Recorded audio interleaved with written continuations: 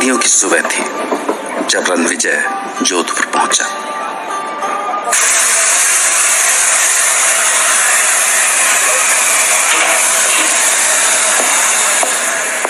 आगे की ट्रेन में कुछ वक्त था, इसलिए वो कुछ देर के लिए जोधपुर घूमने लगा।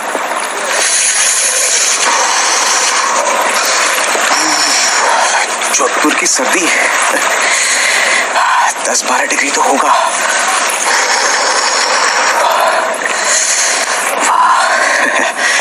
नदी के पानी से उठती भाप सर्दियों की बात ही कुछ और है।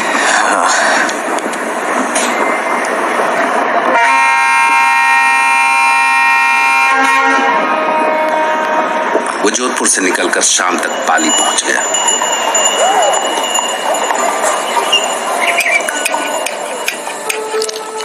पाली में डिनर अच्छा था। राजस्थानी शिकारियों के खास पसंद, मिर्ची के साथ भुना हुआ बकरे का गोश्त।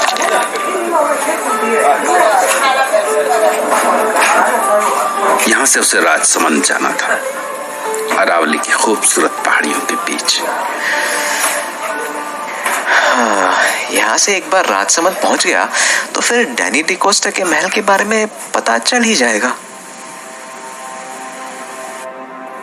हिंदुस्तान में सबसे ज्यादा अंधविश्वास इसी इलाके में थे। खून पीने वाले प्रेत, रात को भेड़िए बन जाने वाले इंसान और जाने क्या क्या। उसे लगा कि सफर मजेदार होने वाला है।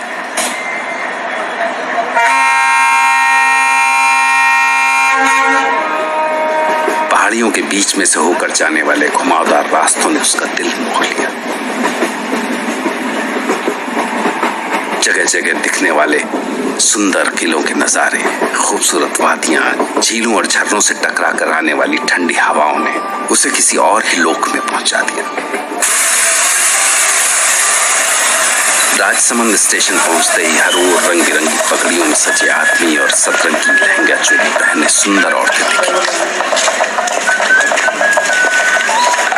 उसके सामने राजस्थानी राजा महाराजाओं और उनकी सुंदर रानियों की तस्वीर खींच गई। स्टेशन से निकलकर वो अपने दूसरे पड़ाव पर पहुंचा, जहां उसे रात बितानी थी।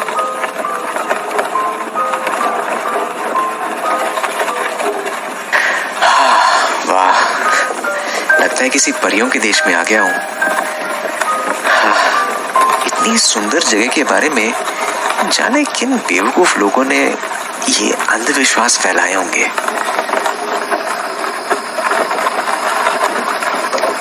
रानी की सराय, हाँ ये है। डैनी ने अपनी चिट्ठी में इसी होटल में ठहरने के लिए कहा था। हाँ। वो एक पुरानी सी इमारत थी, जैसे पुराने वक्त में राजाओं महाराजाओं के कोतवाल या मंत्रियों की कोठियां हुआ करती थी। उसके तांगे से उतरते ही एक बूढ़ी औरत निकलकर बाहर आई। घनी गम्मासा। हाय, मैं रणविजय। आ गए तुम? आओ आओ। कैसा लगा हमारा राजसमंद? मैं थारा ही इंतजार कर रही थी। आओ सा आओ, थारा कमरा दिखा दूं।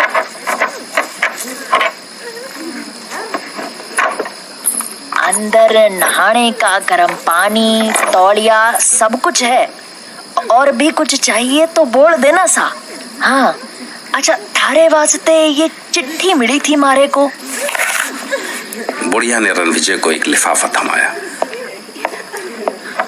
रणविजय ने कमरे में पहुंचते ही खुद को बिस्तर पर फेंक दिया और फिर वो चिट्ठी खोली।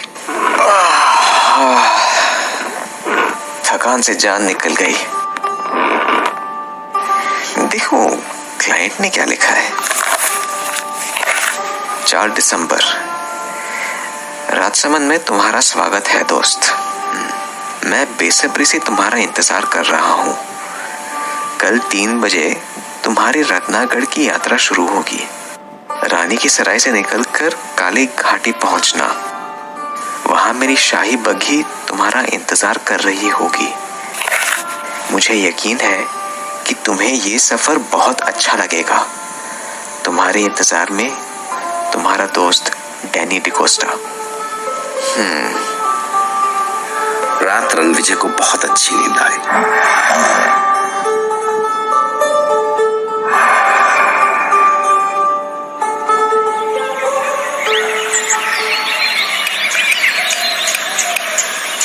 सुबह नाश्ता करने के बाद वो आदतन यहाँ की अपनी यादों को डायरी में समेटने लगा और फिर दिन के खाने के बाद वो आगे के सफर के लिए तैयार था।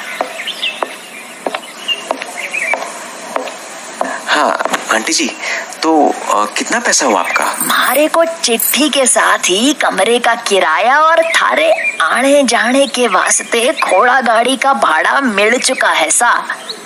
घोड़ा गाड़ी वाला बस आता ही होगा।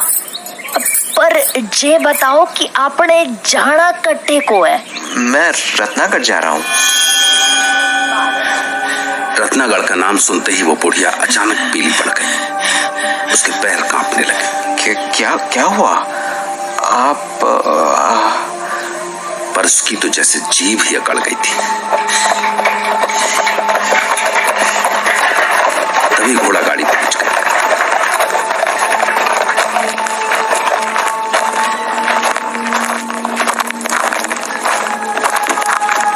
घोड़ा गाड़ी वाले ने रणविजय का बैग उठाकर गाड़ी में डाला ही था कि भीतर से वो बुढ़िया भागती हुई आई और हाथ जोड़कर रणविजय के सामने खड़ी हो गई। भगवान के वास्ते वहां जाओ कोनी सा।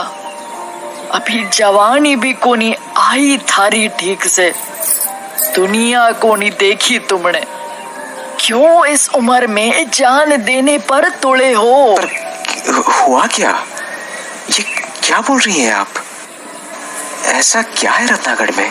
सवाल कोनी सा, सवाल कोनी। बस अगर अपनी माँ को जरा भी प्यार किया है तो यहाँ से लौट जाओ। उसकी गोद सूनी मत करो सा।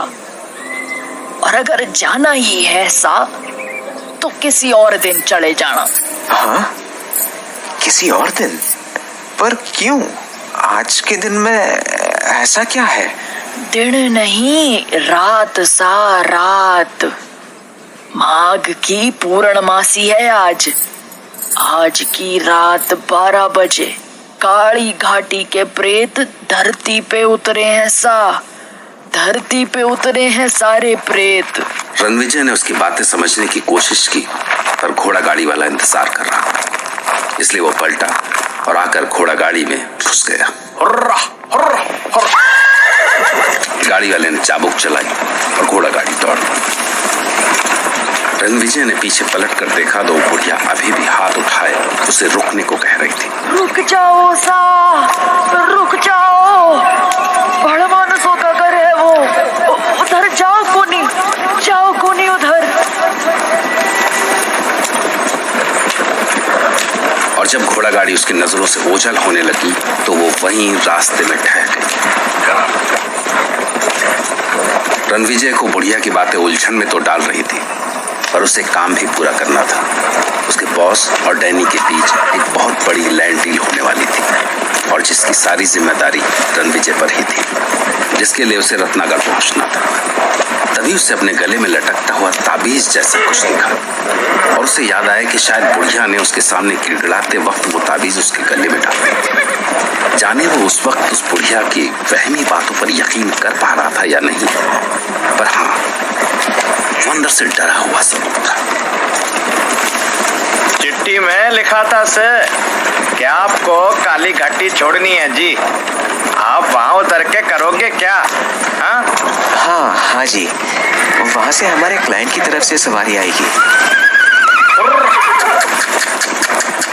बहुत खतरनाक जगह से काली घाटी। काली घाटी प्रेतों की घाटी है।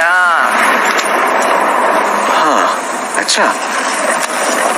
प्रेत का नाम सुनकर रणविजय कांप उठा।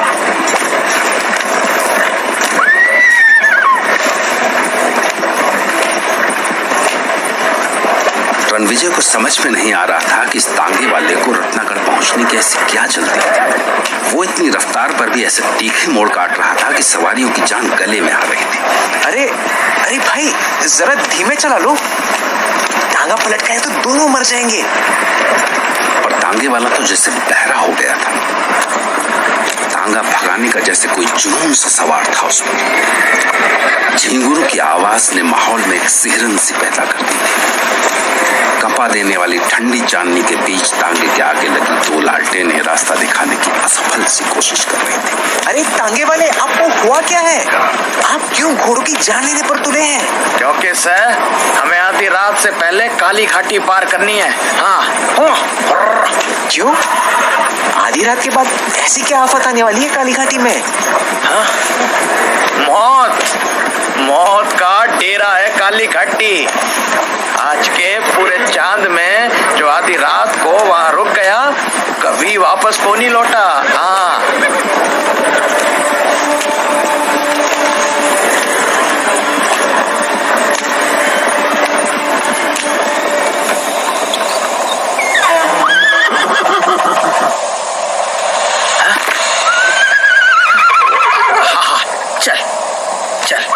चल मेरे बच्चे, चल चल चल चल चल चल ना। तो कब तक आएगी काली घाटी? घोड़ा थम गया, मतलब काली घाटी अब दूर नहीं, बस कुत्ते यहीं तक रहते हैं। हाँ चल चल चल चल। हाँ, क्यों?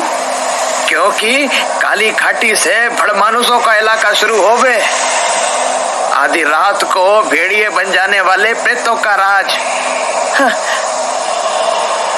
पर तुम आगे कटे जा रहे से हैं? रत्नागढ़। क्या? रत्नागढ़? हाँ? क्या हुआ आपको? ऐसा क्या है रत्नागढ़ में?